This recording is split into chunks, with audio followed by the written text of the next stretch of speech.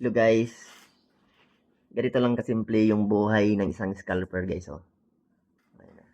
Babantay sa bata, pahiga-higa, di ba? Pero pakita ko sa inyo yung trade ko ngayong araw. Isang sit up.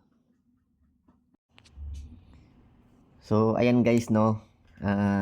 Close trade tayo. Close trade tayo. Ayan, live account po yan ha. So, history. Ito yung trade natin. Kahapon at ngayon. Yung ngayong araw, ayan, isang sit up. Isang sit up pero multiple entry, no? Back. So, ganun lang naman eh. Ganun lang. Di mo kailangan gawing komplikado yung trading.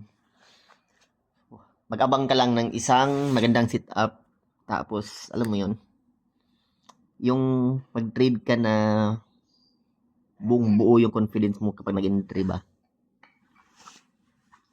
So, power of M1 scalping strategy yan.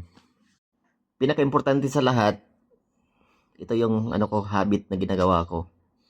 Kapag nag-profit ka, wag mong papatagalin dyan sa MT4 account mo or sa MT5 account mo. Withdrawin mo agad ulit kaya internal transfer. So, meron tayong profit, no? Ang balance lang talaga nito is $10,000 lang. So, merong profit, withdrawin natin right now. Okay? So, ayan guys, no? Nag-internal transfer ako. So, yung profit kasama kahapon. Right?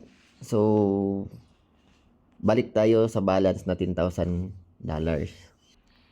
Pakita ko sa inyo yung execution ko, yung execution ng trade. Okay, so isang sit up, multiple entry, no? Ito, makikita nyo dito guys, open.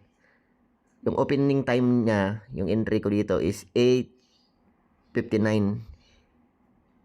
8:59.15. Ang closing time ko is 9:05.23. So basically, around 6 minutes guys, simula pagka-entry ko, around 6 minutes, nag-run agad ng 100 pips. 'Di ba? So, ganun lang.